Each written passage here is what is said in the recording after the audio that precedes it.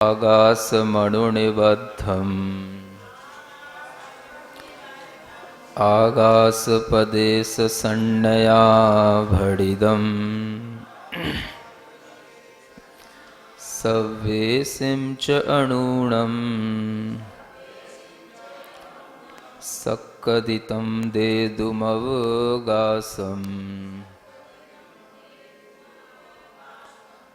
पढ़ेगा था। आगासमणुनिबद्धम् आगासपदेशसंज्ञया भडिदम् सव्येसिं च अणूणं सक्कदितं देदुमवगासम्। इसी का पद्यानुवाद। आकाश व्याप्त जितना अणु से रहा है, माना गया नव प्रदेश वही रहा है। चाहे सभी अणु वहीं रहना चलेगा, सोही प्रदेश उसको श्रेय दे सकेगा। क्या कहा जा रहा है? आकाश के प्रदेशों में जो अवगाहन देने की शक्ति है, उसी को यहाँ पर दिखाते हुए कहते हैं कि हर द्रव्य का अपना अपना एक स्वभाव होता है, अपना अपना लक्षण होता है। चर्चा आकाश द्रव्य की है, तो यहाँ पर आचार्य कहते हैं कि आकाश का भी अपना एक स्वभाव है, और वह स्वभाव ऐसा है जो अन्य द्रव्यों में इस रूप में नहीं पाया जाता जैसा आकाश द्रव्य में पाया जाता है। आकाश द्रव्य का स्वभाव क्या है? सभी द्रव्यों को स्थान देना, अवकाश देना, उन्हें अपने में अवगाहित कर लेना।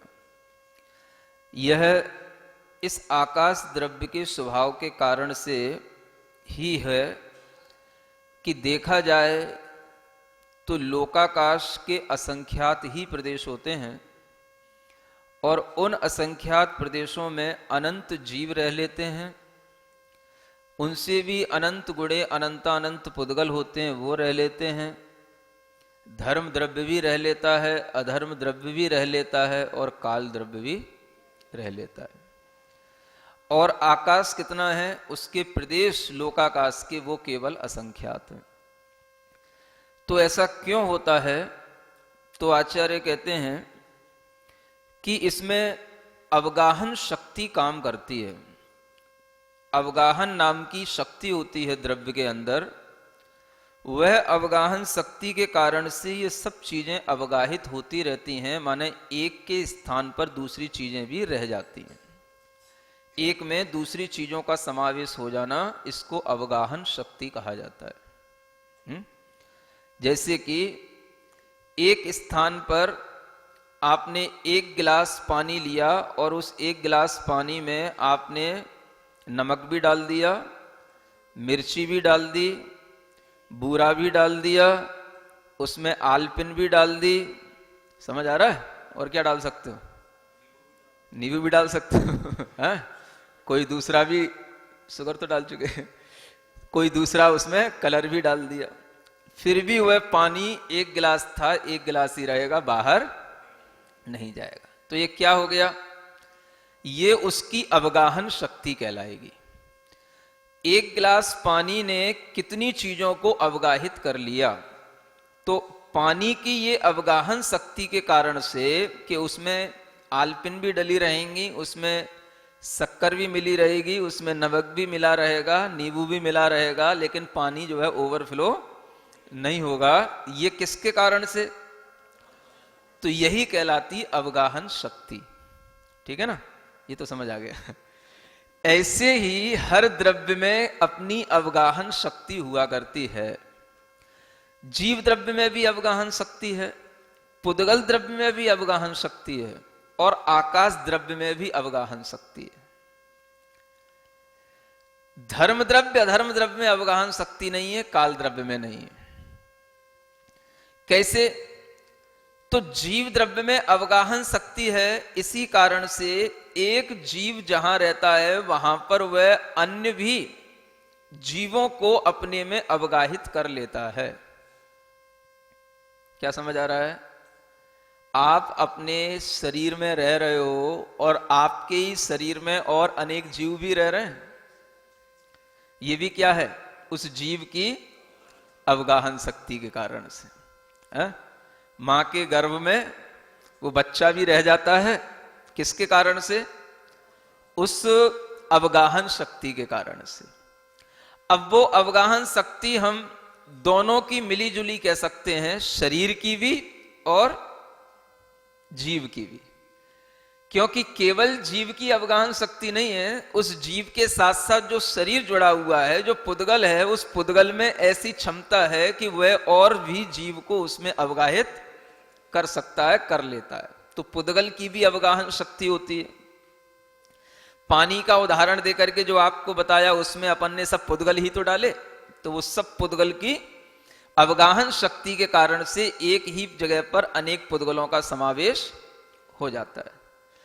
और यह पुद्गल की अवगाहन शक्ति तो आप कई जगह देख सकते हो, कई जगह इसका उपयोग कर सकते हो कि एक ही स्थान पर अनेक पुद्गल इकट्ठे हो जाते हैं और वह स्थान पर जो है कुछ भी नहीं बिगड़ता है। उसी स्थान पर पुद्गलों की वह अवगाहन शक्ति के कारण से कई चीजें एक में समाहित होती चली जाती हैं। ये सब क्या है? ये पुद्गलों की अवगाहन शक्ति के कारण से ही होता है।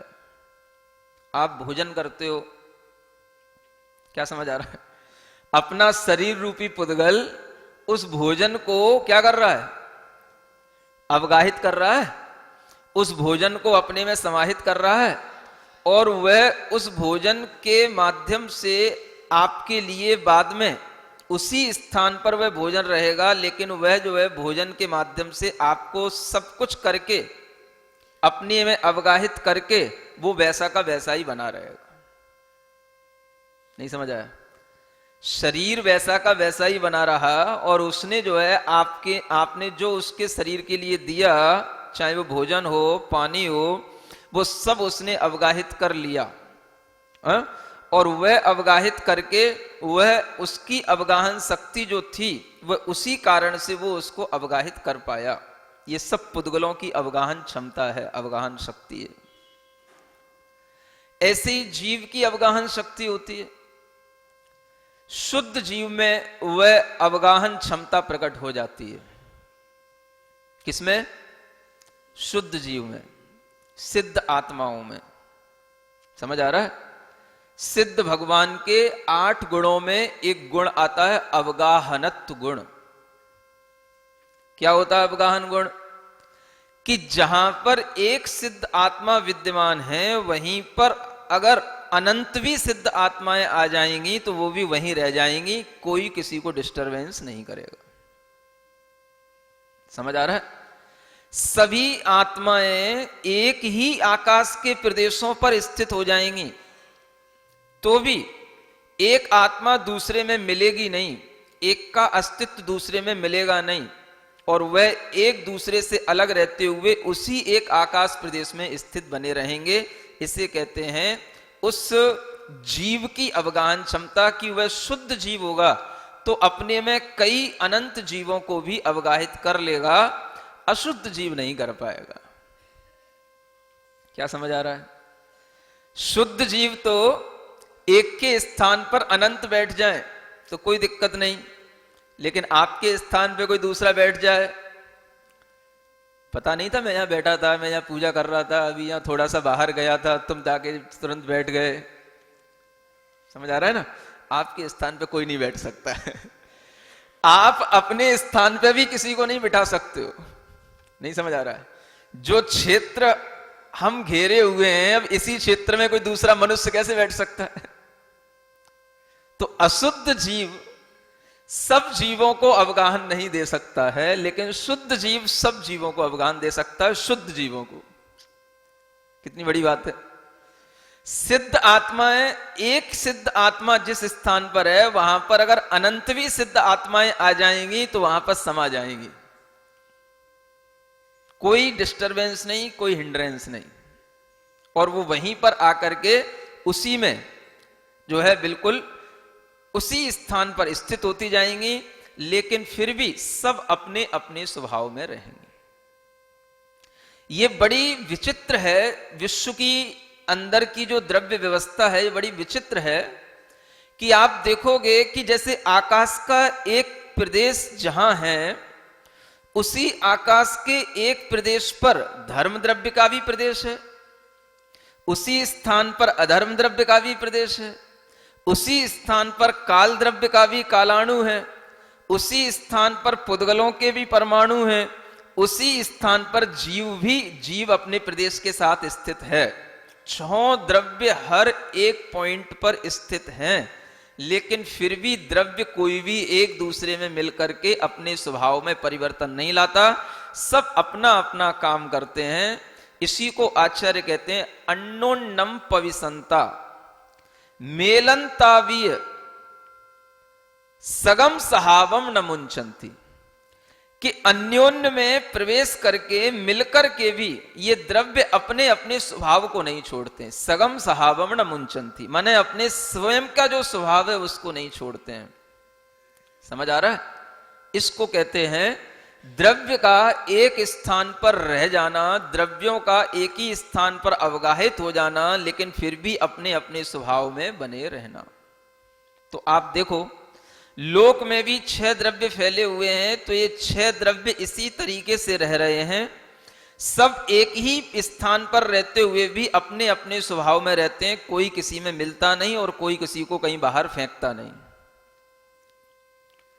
जैसे सिद्ध भगवान के अंदर अनेक और सिद्ध भगवान आकर के स्थित हो जाते हैं, तो वह अपनी अवगाहन शक्ति से उनको अवगाहित कर लेते हैं। इसी तरह से आकाश द्रव्य के अंदर वह अवगाहन शक्ति होती है कि वह सभी द्रव्यों को अपने में अवगाहित कर लेता है।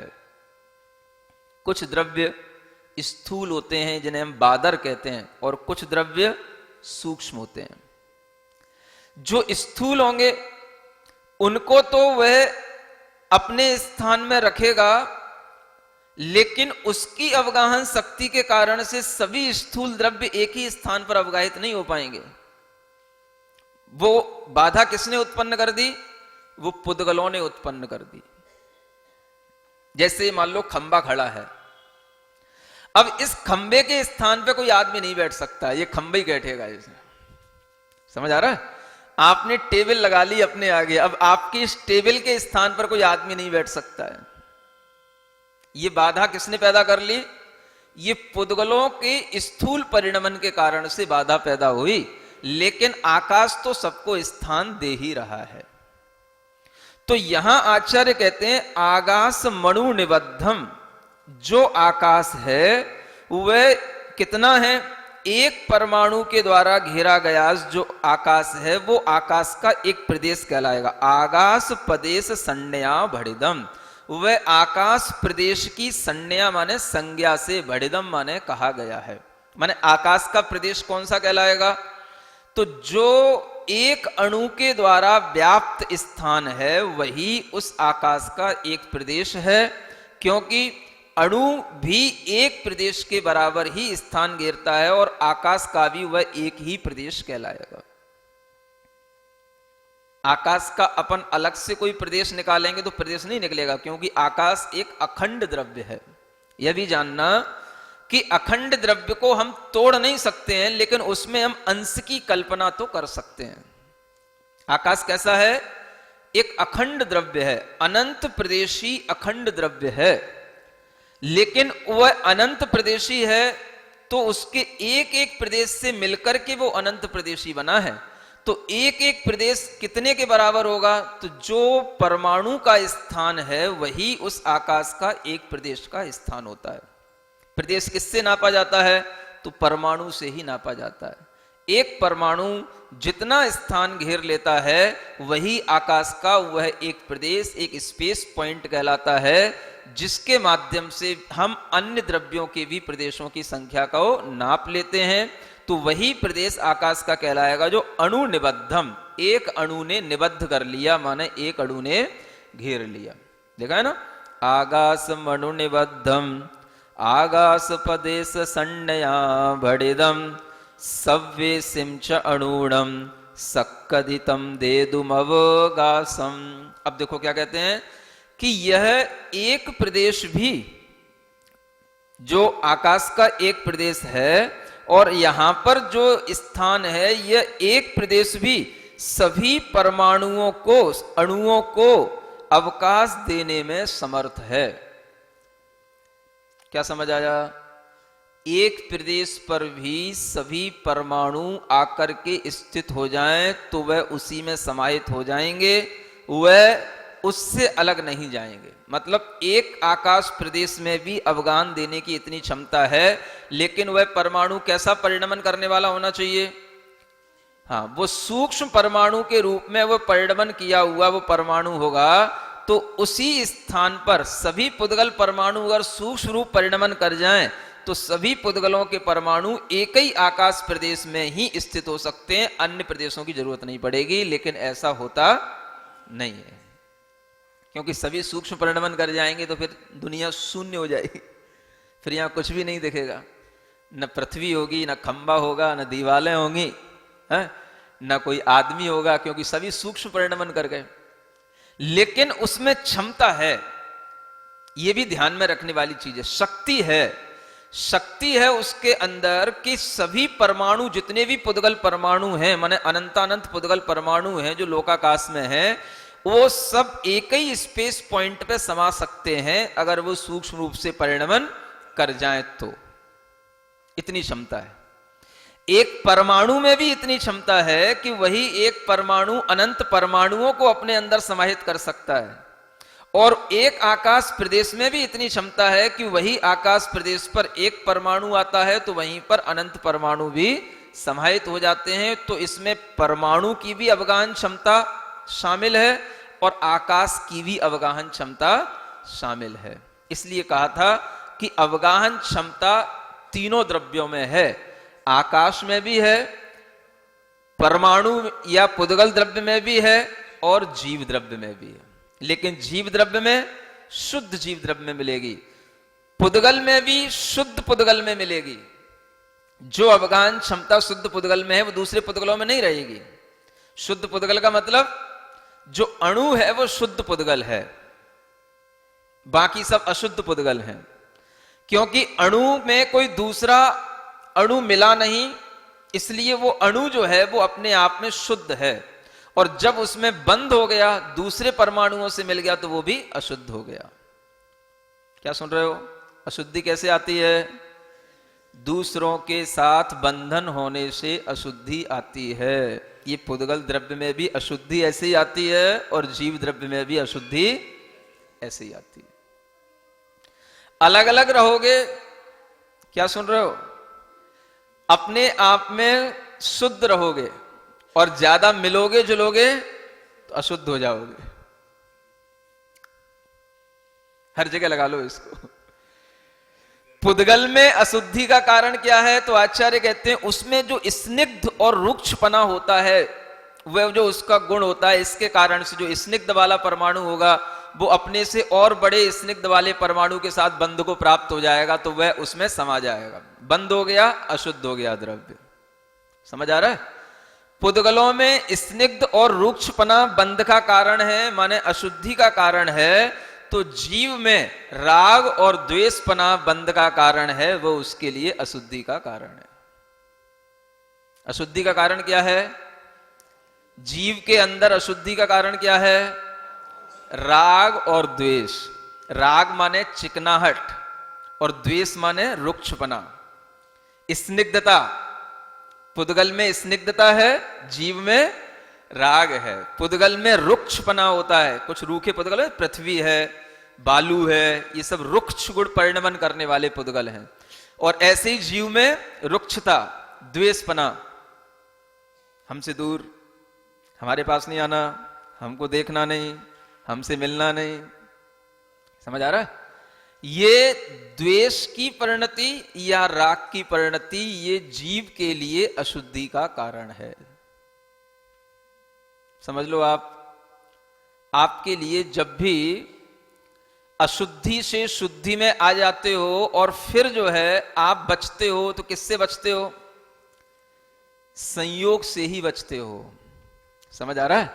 आपने शुद्ध कपड़े पहन लिए, अब शुद्ध कपड़े पहन लिए तो जो अशुद्ध कपड़े पहने हुए हैं उनसे बचना। क्यों बचना? क्योंकि उनके अंदर राग द्वेष की अधिकता है और आपके अंदर राग द्वेष की कमी हो गई है शुद्ध कपड़े पहनने से। ऐसे कैसे होगी शुद्ध कपड़े पहनने से? हैं? सिर्फ कपड़े पहनने से कैसे हो गई? तो वही तो समझना है। आपने शुद्ध कपड़े पहने तो आपने थोड़ा राग कम किया। क्या कम किया? राग कम किया। किया कि नहीं किया? ठंड का समय था, सुबह सुबह नहाना, अपने सब गरम गरम कपड़े छोड़ना और ये पतले पतले से धोती दुपट्टे पहन लेना, ये किसकी कमी से होगा? राग की कमी से होगा। आपने राग छोड़ा। किसका? शरीर के प्रति जो आपके अंदर राग था, वो राग आपसे क्या कहता? अभी धूप निकलने दो 8 बजे, तब बाहर निकलेंगे, तब उसके बाद नहाएंगे, तब मंदिर जाएंगे 10 बजे। ये किनका काम है? ये रागियों का काम है। समझ आ रहा है ना? और जिनका राग कम है तो वो क्या सोचेंगे? 10 बजे मंदिर जाएंगे। 10 बजे तो मंदिर में कुछ भी नहीं दिखेगा, न महाराज दिखेंगे न कोई पूजा करने वाले पुजारी दिखेंगे। 10 बजे तक तो सब खाली हो जाएगा। नहीं, मुझे तो अभी पहले पूजा करने जाना है, चाहे भले ही ठंड हो कुछ हो, हमें जल्दी जल्दी नहा करके अपने कपड़े बदल करके मंदिर में पहुंचना है, पूजा करना है। तो हमें राग किससे हो गया? भगवान से राग हो गया, जिनालय से राग हो गया, धर्म से राग हो गया। तो इधर आपका राग बढ़ा तो इधर आपका वो राग घटा। जब वो राग घटा तो आपके लिए अशुद्धि से शुद्धि की दशा आई, तो आप शुद्धि में आए। तो अब जो आपके सामने कपड़े में पहने हुए आदमी दिखाई देगा, भैया थोड़ा दूर बच के चलना। क्यों बच के चलना? क्योंकि तुमने अभी राग का त्याग नहीं किया है। तुम अभी वही कपड़े पहने हुए हो जो रात में पहने थे, जो कल पहने थे। समझ आ रहा है? अभी नहाए नहीं हो।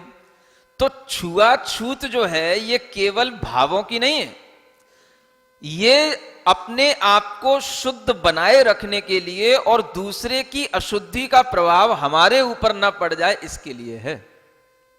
समझ आ रहा है? कुछ लोग इसको उस रूप में ले लेते हैं, ये तुम क्या छुआछूत में पड़े रहते हो?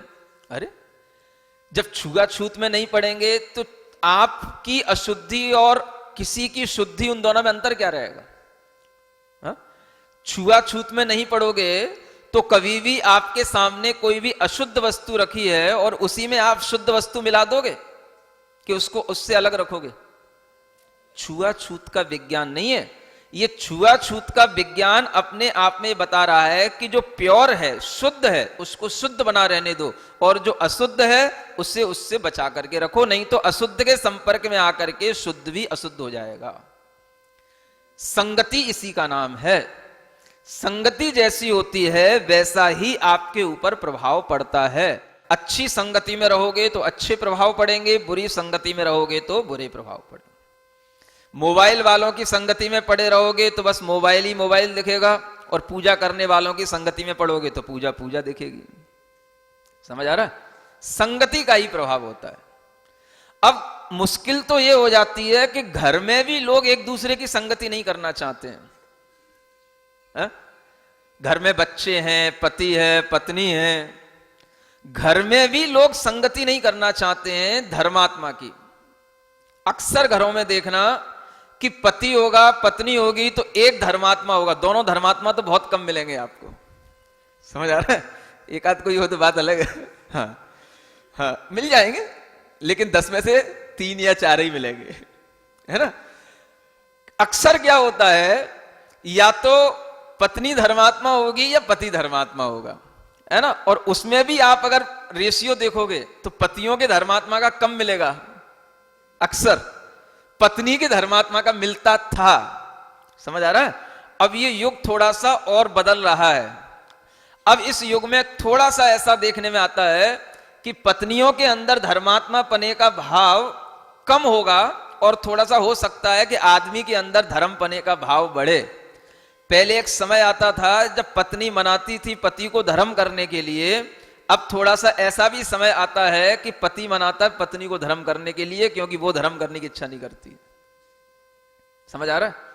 कुछ भी हो, लेकिन इतना जरूर है, संगति का असर एक दूसरे पर पड़ना चाहिए, वो पड़ नहीं पाता है। और जब नहीं पड़ता है तब एक दूसरे को दूसरे लोग ताने देते हैं। क्या समझ आ रहा है? कैसे ताने देते हैं? तुझे कुछ काम वाम तो घर का करना नहीं है, मंदिर में ही जाके बैठी रहती है, सुबह हुआ 6 बजे से निकल गई, 10 बजे तक पूजा की, महाराज के लिए चली गई, आहार दिया, समझ आ रहा है, फिर दोपहर में जाके फिर क्लास में बैठ गई। तुझे जैसे घर में कोई बाली बच्चे है ही नहीं है कुछ तेरे लिए, और कुछ काम है ही नहीं है, शाम को फिर आ गई। समझ आ रहा है? अब ये क्या है? ये एक तरीके से वह व्यक्ति जो पति के रूप में है वो पत्नी की संगति का फायदा नहीं उठा रहा है। समझ आ रहा है? अक्सर ये होता है, संगति का फायदा नहीं उठाएगा तो लड़ाई होगी, और अगर वो पत्नी की संगति का फायदा उठाने लगे तो उसको भी लाभ होगा और घर में भी लाभ होगा और पत्नी को भी लाभ होगा। संगति का फायदा उठाएगा तो क्या करेगा? चलो कोई बात नहीं, वैसे तो रोजाना घर का काम काज चलता ही रहता था, अब जो है एक अपने एरिया में महाराज आए हैं, अपनी कॉलोनी में महाराज आए हैं, तो महाराज हमेशा नहीं आते, विधि विधान हमेशा नहीं होते, चलो कुछ समय के लिए ये धर्म का माहौल बना है तो हम भी तुम्हारे साथ में धर्म के साथ भाग लेते हैं और हम भी तुम्हारे साथ धर्म करने को तैयार होते हैं। तो ये क्या हो गया? ये संगति का असर हो गया। और जब संगति का असर नहीं होगा तो लड़ाई होगी। अक्सर पतियों के लिए सबसे बड़ी दिक्कत यह रहती है, पत्नी धर्म करे तो उन्हें सहन नहीं होता है। अक्सर बता रहा हूं, एक्सपीरियंस उन्हें इसलिए सहन नहीं होता क्योंकि अब देखो, आदमी एक है, वो जो काम में इंटरेस्ट लेगा तो समय उसी में लगेगा, ध्यान उसी में जाएगा, और जब उसका समय धर्म में जा रहा है तो थोड़ा सा नेचुरली है कि उसका समय घर में कम लगेगा, मन घर में कम लगेगा, घर की चीजों पे ध्यान कम लगेगा। तो बस जो पति होगा तो उसके लिए ये लगेगा कि घर पे ध्यान नहीं दे रही है और ये मंदिर और महाराज को ही ध्यान में रखती है। क्या समझ आ रहा है? तो क्या करना? संगति का लाभ लेने की कोशिश करना। पति को ये सोचना चाहिए कि अभी तक तो वो अपनी संगति में रह करके अपनी जैसी बनी रही, लेकिन अब उसे धर्म की संगति मिल रही है तो वह थोड़ा सा धर्म करने का भाव कर रही है, तो हमें उसमें हर्षित होना चाहिए, ना कि उससे द्वेष करना चाहिए। अक्सर यह होता है कि लोग घर में इस संगति को नहीं करने के कारण से एक दूसरे से कसाय पालने लग जाते हैं, एक दूसरे से टॉन्टिंग करने लग जाते हैं, और जो धर्म की ओर आगे बढ़ रहा होता है तो उसको भी जो है फिर पीछे खींच लेते हैं, अथवा इतना टॉन्टिंग कर करके परेशान कर देते हैं। तो वो फिर सोचती है अब क्या करें, अब घर की सुने कि महाराज की सुने। अब महाराज तो 4 दिन के लिए आए हैं, चले जाएंगे, इनके साथ तो जिंदगी भर रहना है, तो इसलिए इन्हीं की सुनो। नहीं समझ आया? क्योंकि इनसे बुराई मोल लेकर के कहां रहेंगे। तो उसे कुल मिला करके फिर उसे उसी अधर्म में पहुंचना पड़ जाता है। समझ आ रहा है? ये किसके कारण से हो रहा है? ये जो पति है, जो व्यक्ति है, उसके अंदर धर्म के प्रति राग नहीं है। समझ आ रहा है? अपने विषयों के प्रति राग है, अपने घर के प्रति राग है, अपने घर की व्यवस्थाओं के प्रति राग है, और धर्म के प्रति राग नहीं है। इस कारण से, ये राग की वृद्धि के कारण से, जिसमें राग की कमी हो रही है तो वो धर्म की तरफ जाएगा, और जिसमें राग की वृद्धि होगी वो अपने विषयों में ही आनंदित होगा। तो इन दोनों की मैचिंग नहीं होती, इसलिए जो है ये लड़ाई, झंझट, झगड़े या मन मुटाव जैसी स्थितियां बनने लग जाती हैं। तो इसका तरीका क्या है? आदमी को धर्म का महत्व समझ में आए कि हम अधर्म में तो अनादिकाल से जीते आए हैं, राग द्वेष की वृद्धि तो हमने अनादिकाल से की है, लेकिन अगर हम उस राग को कम कर सकते हैं तो वो तभी कर सकते हैं जब हमारे सामने कोई ऐसा धर्मानुराग करने का कोई मौका मिल रहा हो और हम उस धर्मानुराग के साथ में आगे बढ़ें, तो हमारा ये विषय का अनुराग कुछ कम हो जाए, तब जाकर के हमारी राग की कमी होगी, तो हमारे अंदर का कर्म बंध भी कम होगा। क्या कम होगा? कर्म बंध कम होगा। किससे कम होगा? घर के राग से तो कर्म का बंध बढ़ेगा, लेकिन मंदिर, पूजन, विधि विधान, धर्म क्रियाओं में राग रखने से यह जो कर्म का बंध होता था, वह कर्म का बंध अपने आप कम होने लग जाता है। इसलिए आचार्य कहते हैं राग द्वेष से कर्म के बंध होते हैं, तो राग द्वेष की कमी करो तो उससे कर्म के बंध होंगे। तो राग द्वेष की कमी करने के लिए क्या करना? तो वीतरागता के साथ में जुड़ना। जो चीजें वीतराग हैं, जो वीतराग है वो शुद्ध है, शुद्ध के साथ जुड़ोगे तो अशुद्धि में कमी अपने आप आएगी। भगवान शुद्ध हैं, भगवान के जनालय शुद्ध हैं, भगवान के द्वारा दिया गया 6 द्रव्यों का ज्ञान शुद्ध है, सब कुछ शुद्ध है। और वही शुद्धता का ज्ञान, शुद्धता का आश्रय जब हम लेंगे तो वह शुद्धता के अंश हमारे अंदर जाएंगे, तो हमारे अंदर भी अशुद्धता में कमी आएगी। वह अशुद्धता में कमी आने का मतलब राग द्वेष में कमी आना। तो राग द्वेष में कमी आएगी तो क्या होगा? अब जिन चीजों से हम राग के कारण से परेशान होते थे, घर में जो चीजें बहुत राग का कारण बनती थीं, ये भी संभालो, वो भी संभालो, इसको भी करो, उसको भी करो, तो जब राग द्वेष में कमी आती तो आदमी सोचता है इन सबको करने से कोई फायदा नहीं है, जो काम की चीज है उतना करो और जो है अपना धर्म का काम करो। क्या समझ आ रहा है? मान लो आपके घर में बहुत सारे कमरे हैं, समझ आ रहा है, और उन कमरों में कुछ ऐसे भी कमरे होंगे जो कभी कभी खुलते होंगे, स्टोरेज टाइप के रहते हैं। अब आप जो है अगर राग होगा आपको घर की हर एक चीज से, तो आप रोजाना वो कमरे खोलोगे, रोजाना हर चीज की सफाई करोगे, रोजाना हर चीज पर जो है ध्यान लगाओगे। समझ आ रहा है? एक भी डस्ट का कण वहां पर आ नहीं जाना चाहिए। कहां पर? किसी भी चीज पर, किसी भी कमरे के अंदर, किसी भी कमरे में रखी हुई वस्तु पर, किसी भी टीवी सेट, किसी भी फ्रिज सेट पर, सोफा सेट पर, किसी भी सेट पर जो है कहीं पर भी कुछ भी एक धूली का कण भी नहीं आना चाहिए। ये क्या है? सुनो लग्जीरियस लोगों हाँ ये क्या है? हाँ ये क्या है? बोलो अपने मुंह से बोलो ये राग है। समझ आ रहा है? अब राग में कमी होगी तो क्या होगा? हमें ध्यान ही नहीं कब से हमने टीवी नहीं चलाई, हमें ध्यान ही नहीं कब से हमने फ्रिज का पानी नहीं पिया, कब से हमने फ्रिज का यूज ही नहीं किया, कब से हमने टीवी को खोला ही नहीं, उसके ऊपर कवर पड़ा है वैसा का वैसा ही पड़ा है। 8 दिन के बाद याद आई, देखा कवर पे डस्ट पड़ रही है, 8 दिन के बाद उसको हिलाया, साफ किया, फिर फुर्सत हो गए। समझ आ रहा है? ये क्या हो गया? ये भी आपके राग की कमी है कि आपने कम से कम 8 दिन बाद याद किया, ठीक है ना? और लंबे 15 दिन के बाद याद करो तो और राग की कमी हो जाएगी। अब चीज घर में रखी है तो थोड़ा बहुत तो उसको समझना तो पड़ेगा ही, सेफ तो उसको रखना पड़ेगा ही, लेकिन रोज रोज उसको देखना, रोज रोज उसमें टाइम लगाना और एक 8 दिन 15 दिन में कभी कभार देख लेना, इसमें अंतर आया? ये अंतर ही राग की कमी कहलाता है। सुन रहे हो? जो चीजें काम की नहीं है अब वो घर में रखी हैं तो रखी रहने दो, अब उन्हें उनसे हमें काम नहीं लेना है। जो चीजें काम की हैं उनसे काम लेना है और अपना काम चलाना है। ये कब होगा? जब आपके अंदर राग की कमी होगी तब ही होगा। समझ आ रहा है? और राग की अधिकता रहेगी तो आदमी सुबह से घर में उठता है तो खुद अपने हाथ से पोंछा लगाएगा, खुद अपने हाथ से झाड़ू लगाएगा, एक एक खिड़की पर, उसकी एक एक जो है स्थान पर, वहां पर जाकर के वह खुद सफाई करेगा। और 2-2 घंटे 3-3 घंटे लोग सुबह घर में सफाई करने में निकालते हैं। ऐसे भी लोगों की आदतें पड़ी होती हैं। सुन रहे हो? आपके यहां नहीं है ऐसे लोग?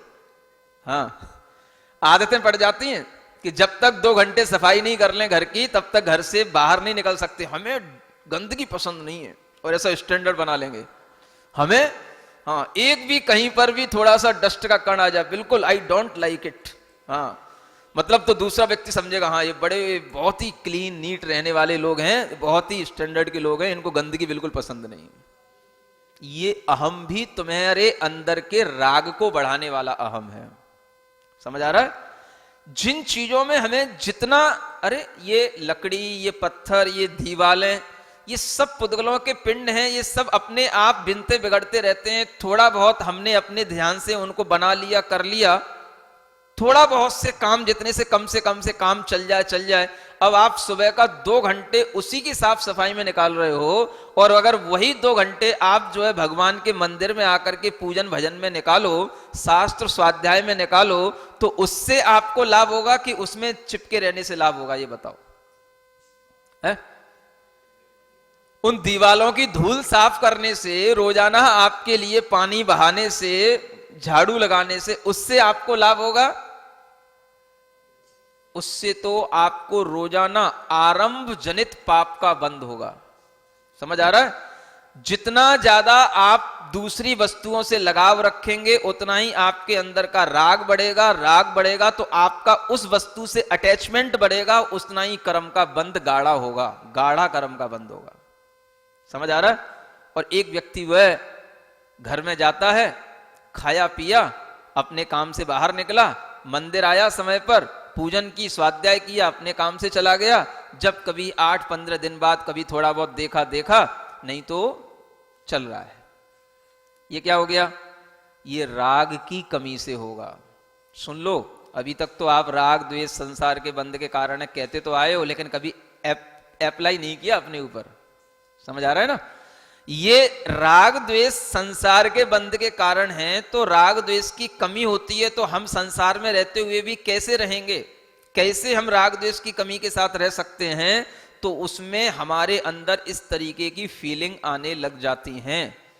जब किसी के अंदर धर्म आता है तो वह अपने घर पे जाता है, केवल खाया पिया और घर का जो है बस आवश्यक नहाने धोने कपड़े का काम किया, और बस फिर वापस अपने धर्म के काम में लग गया। और राग अधिक रहता है तो दिन भर उसी में दिमाग लगा रहता है। ये इस पे स्पॉट कहां से आ गया, ये दीवार पे अभी तक तो स्पॉट दिख नहीं रहा था, अब कहां से आ गया, इसको साफ करो, है? ये स्क्रैच यहाँ कहां से आ गया इस टीवी सेट पर। समझ आ रहा है? उसी में दिमाग लगा रहता है, उन्हीं स्पॉटों को साफ करते रहो। ये नहीं मालूम कि उस स्पॉट को साफ करने के कारण से आत्मा के अंदर कितने कर्म के बंद होकर के कितने स्पॉट और बढ़ते जा रहे हैं। समझ आ रहा है? पर वस्तु से इसी राग के कारण से कर्म बंद होता है। इसलिए आचार्य कहते हैं जीव के अंदर जितना राग होगा उतनी अशुद्धि होगी। अब आप देख लो, अशुद्धि का कारण क्या है? राग। अब देखो, मान लो महिलाएं हैं, अशुद्धि के समय पर, समझ आ रहा है, किचन में नहीं जाती, रसोई घर में नहीं जाती। अब हम ऐसा नहीं मानते हैं, ऐसा कुछ नहीं होता है। आज के समय में तो ये सब चलता है, और ये सब कोई छुआछूत वाली चीजें ये ओल्ड एज के लोगों के लिए होती हैं, हमारे लिए नहीं है। समझ आ रहा? ऐसी अब आज की पीढ़ी कहने लगी है। ये वस्तुतः क्या है? ये भी राग की अधिकता के कारण से हो रहा है। समझ आ रहा? राग की कमी होगी, हम किसी चीज से दूर हटेंगे। हमें उस समय पर भोजन बनाना, भोजन के स्थान पर जाना, ये सब नहीं करना होगा, तो हमारा क्या है? राग उससे कम होगा। समझने की कोशिश करना। और अगर हम इन सब चीजों को हटा करके वही सब कुछ करेंगे, और ज्यादा मतलब उस भाव से करेंगे कि इन सब चीजों से कुछ नहीं होता है, तो ये भी एक कसाई की अधिकता कहलाती है। ये भी राग की अधिकता के कारण से, कि हम सही चीज को समझ नहीं रहे हैं, ये भी हम राग की अधिकता के कारण से उसको समझने की कोशिश नहीं करते। जब राग की अधिकता होती है तो देखना आप, थोड़ी सी भी कोई गंदी भी चीज होगी तो वो भी अच्छी लगती है, चलो सब चलता है, सब ठीक है, राग की अधिकता के कारण से। समझ आ रहा है? शुद्ध चीज में भी कहीं थोड़ी बहुत अशुद्धि हो गई, लेकिन राग की अधिकता है तो क्या करोगे? समझ आ रहा है? हाँ,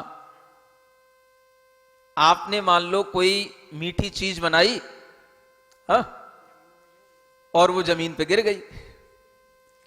समझ आ रहा है? है? क्या हुआ? तो क्या हो गया? अब वो रसगुल्ला था, वो जमीन पे गिरा तो पूरा थोड़ी ना रसगुल्ले में मिट्टी लग गई, वो नीचे नीचे लगी होगी, उसको नीचे नीचे साफ कर दूंगे। और जमीन तो साफ ही थी, बिल्कुल बढ़िया थी। हाँ, समझ आ रहा? ये क्या है? ये भी राग की अधिकता के कारण से। समझ आ रहा है? अगर मान लो उसमें चींटी लग गई, जिस बर्तन में आपने वो चीजें बना के रखी थी उसमें मान लो चींटी गिर पड़ी, सुबह देखा 25, 50, 100 चींटियां पड़ी हैं उसके अंदर, क्या करोगे? चींटियां निकालोगे, रसगुल्ला निकालोगे? समझ लो, जिसमें राग की अधिकता होगी वो पहले रसगुल्ला उठाएगा, उस पे से चींटी हटाएगा। समझ आ रहा है? हाँ। आप ऊंचे ऐसे मत करो कुछ भी, ये सब होता है। अगर आपके लिए अशुद्धि और शुद्धि का ख्याल नहीं है तो शुद्धि के बिना जब आप अशुद्ध चीजों को ग्रहण करने लग जाते हैं तो वह राग की अधिकता के कारण से ही होता है। समझ आ रहा है? आप शरीर से अशुद्ध हैं लेकिन फिर भी कुछ नहीं सब चलता है, सब खाए जा रहे हैं, पिए जा रहे हैं, सब स्थानों पे घूमे जा रहे हैं। ये किसके कारण से? ये राग की कसाई की अधिकता के कारण से। समझ आ रहा है? राग कम होगा, चलो भाई क्या फर्क पड़ता है, अभी 2 दिन 3 दिन अपने को इन चीजों से दूर रहना। तो ये कब होगा दूर रहने वाला काम? जब राग में कमी होगी तो दूर रह पाओगे। समझ आ रहा है? अगर आपके अंदर कसाय या राग एक ही बात है, कसाय की अधिकता होगी, मान कसाय आ गया, मैं तो ये आज के जमाने में मैंने MBA किया है, मैंने CA किया है, ये तो सब पुराने मम्मी पापा पुराने जमाने की बातें करते हैं, इसलिए मैं इनकी बातों को नहीं मानता। ये क्या है? ये भी कसाई की अधिकता है। अपने मान कसाई की अधिकता के कारण से आज के बच्चे आपकी बात नहीं सुनते हैं, क्योंकि आपने उनको इतना इगोइस्टिक बना दिया है, उनका स्टैंडर्ड इतना बड़ा बड़ा करके कि वो आपकी बात सुनना नहीं चाह रहे हैं। ये उनकी मान कसाई है। मैंने इस कॉलेज से ये पढ़ा है, मैंने ये किया है, मेरी ये डिग्री है, मैं इनके साथ रहता हूं। समझ आ रहा है? तो ये सब चीजों के कारण से भी कसाय बढ़ करके वह राग की कमी नहीं आ पाती। इसलिए कोई भी धर्म की क्रिया नहीं करते हैं, इसका मतलब है राग की अधिकता बनी रहती है। तो आपकी द्रव्य की अशुद्धि बढ़ेगी, जीव द्रव्य अशुद्ध होगा, और अशुद्धता बढ़ती चली जाएगी तो आप ये समझना कि आप में अवगाहन करने की क्षमता भी कम हो जाएगी। आप सबके साथ घर में मिलजुल करके नहीं रह पाओगे और सबके साथ समूह में भी नहीं बैठ पाओगे। ऐसे ऐसे भी लोग होते हैं, इतना उनके अंदर ईगो रहता है, इतना उनके अंदर जो है राग अधिक रहता है या मान कसाई अधिक रहती है कि वो कभी भी समूह में बैठकर के भी धर्म नहीं सुनना चाहते हैं। ऐसे भी लोग होते हैं। समझ आ रहा है? वो कभी भी घर में सबके साथ मिल बैठ करके कोई भी योजना नहीं बनाना चाहते हैं, सबके साथ बैठ करके कोई बात ना सुनना चाहते ना करना चाहते हैं, बस केवल अपना करना। ये भी राग की अधिकता के कारण से होता है। राग जितना अधिक होगा, आत्मा में कर्म का बंध उतना अधिक होगा, अशुद्धि उतनी आएगी। इसलिए जो भी धर्म क्रियाएं हैं वो हमारे भीतर आत्मा के अंदर के राग द्वेष को घटाने की क्रियाएं होती हैं। सुबह सुबह पूजा क्यों करनी चाहिए? सुबह ही पूजा क्यों की जाती है? क्योंकि सुबह ही नींद अच्छी आती है, इसलिए सुबह पूजा की जाती है। नींद हटाओ, सुबह ही आलस सबसे ज्यादा आता है, इसलिए आलस हटाओ, राग हटेगा तो आलस हटेगा। सुबह अपने बिस्तर से उठोगे तब जाकर के पूजा कर पाओगे तो आपको अधिक पुण्य लगेगा। 12 बजे पूजा करने आओगे कोई पुण्य नहीं लगेगा, लगेगा लेकिन उतना नहीं लगेगा जितना सुबह करने को लगेगा। लॉजिक है ये। राग की अधिकता से ही धर्म की क्रिया छूटती चली जाती है, और राग की मंदता होगी तो धर्म आता चला जाएगा। इसका मतलब यह है कि धर्म करने से आत्मा शुद्ध होती है। तो शुद्ध कैसे हुई? राग की कमी होने का नाम ही आत्मा की शुद्धि है। मान कसाई की कमी होने का नाम ही आत्मा की शुद्धि है। ये कसायों की कमी होगी भीतर से तो ये धर्म क्रियाएं आपको शुद्धि को लिए कारण बनेंगी। सब चीजें जो हम यहां पूजने आते हैं सब शुद्ध हैं। समझ आ रहा है? आप यहां नंदीश्वर की पूजा करने बैठे हो, नंदीश्वर के जो जिनालय होते हैं, नंदीश्वर के जो भगवान की प्रतिमाएं होती हैं, उन्हें आचार्य लिखते हैं निसर्ग शुद्धान, माने निसर्ग माने होता है स्वभाव से शुद्ध हैं ये, उन पे कभी धूल नहीं लगती है। क्या सुन रहे हो? अनादि काल से उन प्रतिमाएं वैसी की वैसी बनी रहती हैं, उन पे कभी भी धूल नहीं लगती है। उनका प्रक्षाल नहीं भी हो तो भी उन पर कभी कोई गंदगी नहीं आएगी। हम किन चीजों को पूज रहे हैं? जो शुद्ध है, स्वभाव से शुद्ध हैं। समझ आ रहा है? भगवान के जिनालय, भगवान की प्रतिमाएं निसर्ग शुद्धान विशुद्ध एक कर्म रजसाम। आचार्य कहते हैं ऐसी शुद्ध चीजों की हम पूजा इसलिए कर रहे हैं कि इससे हमारे कर्म रज शुद्ध हो जाएं। माने शुद्ध की आराधना करने से हमारे कर्म, जो धूली हमारे अंदर, कर्म का मैल हमारे अंदर लगा है, वो शुद्ध होगा। माने हमारे कर्म जो हैं वो पाप से पुण्य में, अशुभ से शुभ में, अशुद्ध से शुद्ध में प्राप्त होंगे। वो शुद्ध हमारे सबसे पहले क्या होंगे? कर्म होंगे। हम अपने कर्मों की शुद्धि के लिए शुद्ध भगवान की पूजा करते हैं, शुद्ध जिनालय में जाते हैं। शुद्ध जिनालय का मतलब उस जिनालय में कहीं कोई गंदगी नहीं मिलेगी, अशुद्धि नहीं मिलेगी, अशुद्धि वाले लोग उस जिनालय में नहीं जाते हैं, इसलिए वह जिनालय शुद्ध है। तो वह शुद्ध स्थान पर जाओगे, शुद्ध की आराधना करोगे तो आपके अंदर शुद्धि आएगी। इसलिए ये जिनालय शुद्ध माने जाते हैं। क्या समझ आ रहा है? भगवान शुद्ध हैं, एक एक यहां का कण शुद्ध है, यहां का वातावरण शुद्ध है। जहां ये जिनालय की दीवारें होती हैं वो दीवारें भी शुद्ध हैं। वहां पर कभी भी कोई भी व्यक्ति अपने शरीर का कोई भी मल भी वहां पर नहीं लगाता है। समझ आ रहा है? लेकिन इन दीवालों के बाहर जहां जाओगे वहां की कुछ कह नहीं सकते हैं। कोई कहीं थूक रहा है, कोई कहीं पर, है ना, कुछ भी अपने हाथ पैर कुछ भी कैसे भी लगा सकता है, लेकिन यहां हर आपको कण कण शुद्ध मिलेगा। ये शुद्ध स्थान पर पहुंचने से ही आपको शुद्धता आएगी। अब आप कहो घर में बैठे बैठे भाव शुद्ध कर लो, सब धर्म हो जाता है। अगर ऐसे ही भाव शुद्ध होते तो फिर क्यों फिर देव लोग नंदीश्वर की पूजा करने के लिए नंदीश्वर द्वीप में जाते?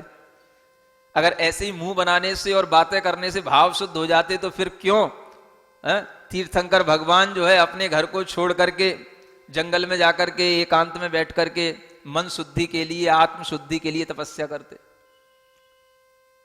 बस कहने में कितनी देर लगती। भावों से धर्म होता है। भाव घर में बैठ करके शुद्ध होते हैं, मंदिर में बैठ के हमारे भाव शुद्ध नहीं होते। हम तो अपने घर में बैठ के शुद्ध भावों से अपने आले में जो हमने फोटो लगा रखे हैं बस उन्हीं की पूजा कर लेते हैं, हमारे भाव शुद्ध है। समझ आ रहा है? ऐसे लोगों को कैसे समझाया जाए? इन्हें यही नहीं मालूम कि शुद्धता कहां से शुरू होती है। फोटो में कभी शुद्धता नहीं आती। शुद्धता आएगी उन प्रतिमाओं में आएगी जिन प्रतिमाओं की शुद्धि की गई है। अगर वो प्रतिमाएं शुद्ध नहीं की गई हैं तो वो प्रतिमाएं होते हुए भी प्रतिमाएं नहीं कहलाती हैं, वो केवल पत्थर रहेंगे। लेकिन जिनमें पंच कल्याणक की प्रतिष्ठाओं से शुद्धि हो जाती है वही प्रतिमाएं शुद्ध बनती हैं, तभी उनकी आराधना से अपने अंदर शुद्धि आती है। तो जिनालय, जिनबिंब, पंच परमेष्ठी, ये सब हमें शुद्धता की ओर ले जाते हैं। इनके आश्रय से, इनके संपर्क से, इनकी आराधना से हमारे अंदर शुद्ध धर्म की प्राप्ति होती है। इसलिए अशुद्धि से शुद्धि की ओर आने के लिए धर्म क्रियाएं की जाती हैं। और जब आप शुद्धि की ओर आएंगे तो अशुद्धि वालों से तो बचना ही पड़ेगा, नहीं बचना पड़ेगा। अगर बचना नहीं पड़े तो फिर तो ध्यान रखना, ये जिनेंद्र भगवान कहीं भी जाकर के बिठा दो, आज तक देखना दुनिया के हर संप्रदाय के कोई भी भगवान कहीं भी बैठ सकते हैं। समझ आ रहा है? किसी भी पार्क में, किसी भी लोकल, किसी भी चलते हुए स्थान पर, लेकिन जिनेंद्र भगवान सेफ्टी के साथ जहां भगवान बैठेंगे वहां 4 दीवारी होनी चाहिए और वहां पर जो है शुद्धि का वातावरण होना चाहिए। ये शुद्धि का वातावरण इसलिए कि अशुद्धि वहां की यहां ना आ पाए। क्या समझ आ रहा है? अगर बगल में धर्मशाला है, बगल में कोई दूसरा घर भी है तो उसकी दीवार अलग, इतना तो करो कम से कम। समझ आ रहा है? उसकी दीवार अलग, इसकी दीवार अलग। जिनालय की दीवार से उस दीवार की अशुद्धता भी नहीं आनी चाहिए। अगर ऐसा नहीं करोगे तो आप कभी शुद्धि का महत्व समझ ही नहीं पाओगे। तो छुआछूत का मतलब क्या है? शुद्धि को बनाए रखना और अशुद्धि से बचना। समझ आ रहा है? इसको जो लोग गलत वे में लेते हैं, इस छुआछूत शब्द के साथ जो टॉन्टिंग कसते हैं, वो इसका विज्ञान नहीं समझते हैं। छुआछूत का मतलब है हमने अपने प्योर भाव बनाए हैं, हमने अपना प्योर शरीर बनाया है, हमने अपने प्योर कपड़े पहने हैं, तो अब उनसे जो है इम्प्योर चीजों को टच नहीं करना।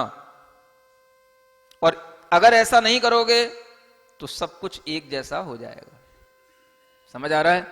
इसलिए ध्यान रखो, शुद्धि के माध्यम से ही आत्मा में कर्म बंध की कमी आती है। कपड़े शुद्ध पहनो, शुद्ध इस भावों से मंदिर में आओ। समझ आ रहा है? और सबके साथ हर तरीके से मिलजुल गए तो शुद्धि नहीं रहेगी। क्या होगा?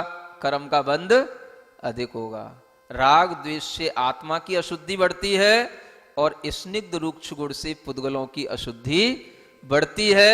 लेकिन इन शुद्ध द्रव्यों के आश्रय लेने से हमारा भी द्रव्य शुद्ध होने लग जाता है। इसलिए आकाश द्रव्य भी शुद्ध द्रव्य है। इसकी चर्चा भी हमारे ज्ञान की शुद्धि को कारण बनाती है, शुद्धि के लिए कारण है कि नहीं? काल द्रव्य की चर्चा, आकाश द्रव्य की चर्चा, शुद्ध द्रव्यों की चर्चा करोगे तो ज्ञान में शुद्धि आएगी। और ये आदमी से होता नहीं। अशुद्धि की चर्चा करवा लो खूब। समझ आ रहा है? वो इलेक्शन चल रहे हैं, वो वहां का नेता जीत गया, वो हार गया, ये लड़ाई, वो क्रिकेटर, ये वो, बस ये करवा लो।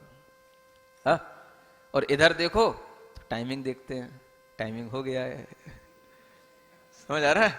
चर्चा शुद्धि का समय आपके लिए कम सा ही रहता है, है? फिर भी एक गाथा और पढ़ लेते हैं। एक को यदुगे बहुगा संखातीदा तदो अनंताय दव्वाणं च पदेसा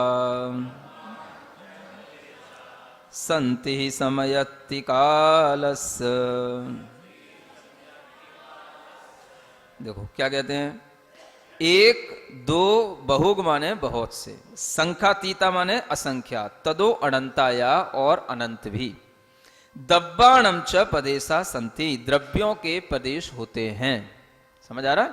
द्रव्यों के प्रदेश एक भी होते हैं, दो भी होते हैं, संख्यात भी होते हैं, असंख्यात भी होते हैं और अनंत भी होते हैं। अब अपन सोचें किस द्रव्य के कौन से कितने प्रदेश होते हैं? एक प्रदेश वाला द्रव्य कौन सा? बोलो, इतना पढ़ लियो, कुछ तो बोलो। एक प्रदेश वाला द्रव्य कौन सा?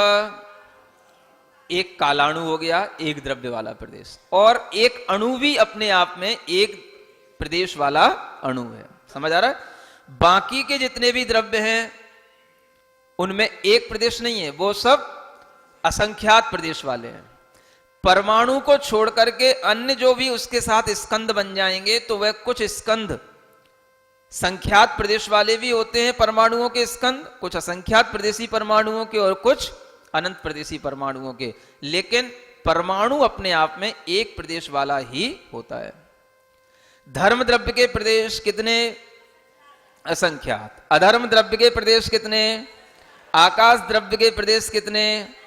अनंत। और लोकाकाश के प्रदेश कितने? बोलो। आकाश द्रव्य के प्रदेश तो अनंत हैं, लेकिन लोकाकाश के असंख्यात प्रदेश हैं। तो यहां आचार्य सबके एक साथ लिख दिए, जिसके जितने प्रदेश हैं उतना तुम जान लेना। जीव द्रव्य का प्रदेश कितना? असंख्यात। जीव द्रव्य कभी एक प्रदेश पे नहीं रह सकता है। क्या समझ आ रहा है? देखो, आकाश के एक प्रदेश पर पूरा जीव कभी समाहित नहीं हो सकता है, क्योंकि वो कितनी जगह घेरेगा? असंख्यात जगह घेरेगा। माने लोक का जो असंख्यातवां भाग है वह असंख्यातवां स्थान ही घेरेगा, चाहे वो कितना ही छोटे से छोटा जीव हो। एक नगोदिया जीव भी है तो वह भी उस असंख्यात प्रदेशी स्थान को घेर करके ही रहेगा। एक प्रदेश पे पूरा जीव नहीं समा सकता है। तो उस जीव के प्रदेश एक प्रदेश नहीं हो सकते हैं, वो कहां से शुरू होंगे? तो असंख्यात से ही शुरू होंगे। इसलिए जीव असंख्यात प्रदेशी है। और पुद्गल होगा तो वह एक प्रदेश से शुरू होकर के 2, 3, 4, 5 उसमें जितने परमाणु जुड़ते चले जाएंगे, वह उसके परमाणुओं की संख्या के अनुसार उसकी संख्या बढ़ती चली जाएगी। और अंत में आचार्य कहते हैं समयति कालस्य। और काल का प्रदेश क्या है? काल अपने आप में अप्रदेशी है, उसका प्रदेश नहीं होता है, इसलिए समय जो उसकी पर्याय है यही उसके लिए काल द्रव्य की सूचना देने वाली है। इस तरह से आचार्य कहते हैं कि सब द्रव्यों के जो प्रदेश हैं वह सब प्रदेश अपने आप में स्थित रहते हैं। केवल एक पुद्गल द्रव्य ऐसा है जिसके प्रदेशों की संख्या में घटना बढ़ना हो सकता है, बाकी सब द्रव्यों के प्रदेश जो जैसे हैं वो उतने ही रहते हैं। समझ आ रहा है? पुद्गल द्रव्य के प्रदेशों की संख्या घटती बढ़ती है। वह जैसे जैसे परमाणुओं से स्कंद बनकर के जैसा जैसा संयोजना होती जाएगी वैसे वैसे उसके अंदर परिणमन होता चला जाता है। यूं एक दो बहु असंख्य अनंत आदि ये सर्व द्रव्य परदेश धरे, पैकाल का समय ही परदेश होता, श्रीवीर का तुम सुनो। यह वीर भगवान का उपदेश है और इसी उपदेश के अनुसार हम अपना ज्ञान भी बढ़ाएं और पूजा विधि विधान भी करें। पूजा विधि विधान करते हुए भी ये ध्यान रखें कि नंदीश्वर के द्वीपों में स्थित जो भगवान की प्रतिमाएं हैं वो सब कैसी हैं? निसर्ग शुद्धान, स्वभाव रूप से ही शुद्ध हैं। और उन स्वभाव रूप से शुद्ध प्रतिमाओं में कभी भी किसी भी तरह की कोई अशुद्धता का भाव नहीं आता है। उनके नमस्कार करने और पूजन करने से हमारे अंदर भी शुद्धि का भाव बढ़ता है। इसलिए अपने कर्म धूलि को शुद्ध बनाने के लिए ये विधान करना। किस लिए करना? किसके लिए शुद्ध विधान करना? अपने कर्मों को शुद्ध बनाने के लिए। समझ आ रहा है? अपने कर्मों में बहुत अशुद्धियां, बहुत अशुद्ध कर्म, पाप कर्म हमने बांध रखे हैं, तो इस विधान करने से क्या होता है? वह सब कर्मों में परिवर्तन आने लग जाता है, संक्रमण आने लग जाता है। क्योंकि जब अच्छे कर्म भीतर प्रवेश करते हैं तो बुरे कर्म भी अच्छे में परिवर्तित हो जाते हैं। समझ आ रहा है? ये भी संगति का फर्क है। शुद्ध शुभ कर्मों की संगति से अशुद्ध जो कर्म होते हैं, अशुभ कर्म होते हैं, वह भी कन्वर्ट होकर के शुद्ध शुभ के रूप में परिवर्तित हो जाते हैं। इसलिए संगति अच्छी बना करके रखो। क्या समझ आ रहा है? पत्नी के लिए अगर पति धार्मिक मिले तो पत्नी अच्छे धार्मिक पति की संगति में रहे, और पति के लिए अगर धार्मिक पत्नी मिले तो पति जो है धार्मिक पत्नी के संपर्क में रहे, संगति में रहे। एक दूसरे से बिगाड़ धर्म के कारण से नहीं होना चाहिए। धर्म के कारण से अगर बिगाड़ होगा तो सारा का सारा खेल बिगड़ जाएगा।